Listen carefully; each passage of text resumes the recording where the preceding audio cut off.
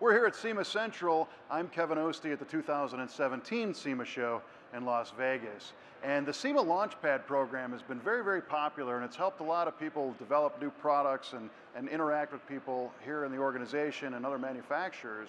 And today I'm talking with Matt and Shane Corish from V12LS, which is it makes me happy. I'll just tell you right now. Makes us happy too. Yeah, what you guys do. So Shane, tell me a little bit about what the V12LS project is. So basically what we've done is taken the Chevy V8 LS platform and we've added an extra 4 cylinders. Bigger is always better.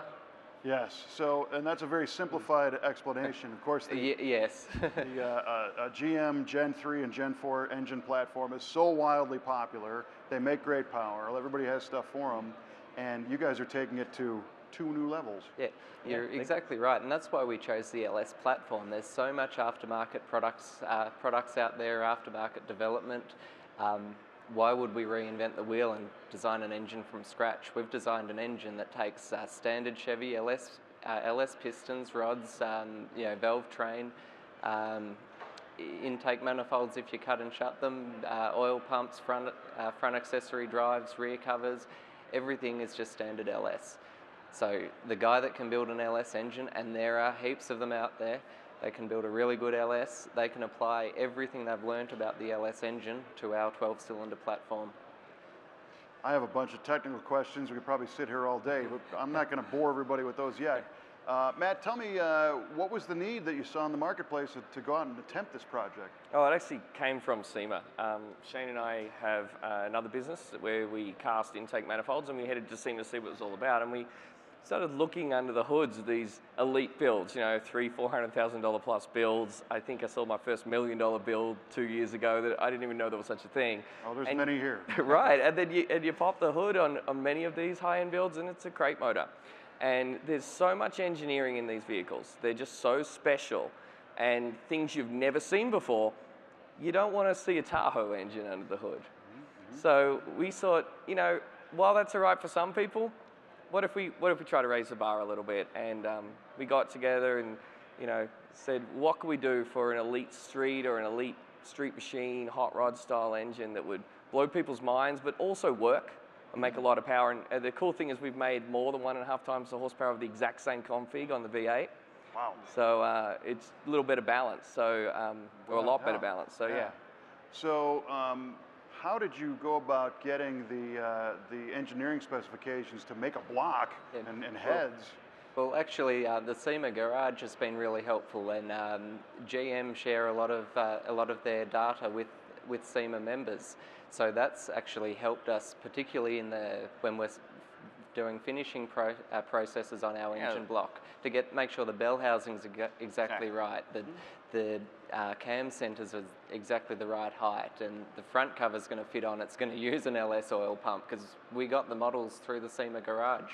But the engine block is a design block. It's effectively think of it like a Dart or an aftermarket block with more webbing, more strength.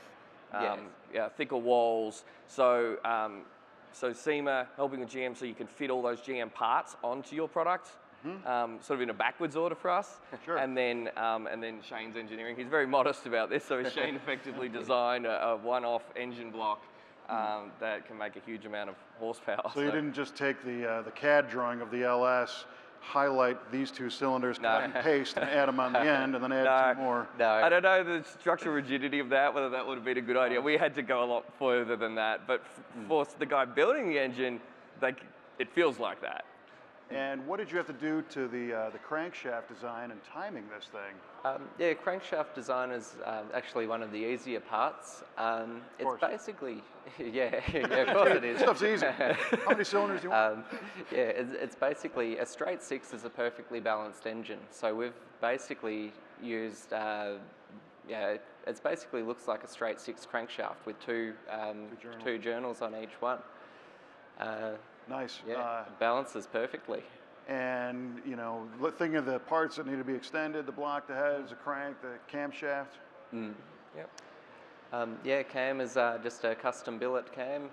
We just designed where we needed the cam lobes, and we've used existing proven cam profiles that have been proven on the V8. We've just applied them to our V12 in obviously the correct firing order. And then we work with all the best manufacturers that we meet at SEMA. So JE Pistons, K1 Rods, they supply balance sets of 12 for anyone building ours, or directly to us for when we do our turnkey. ARP, bolts.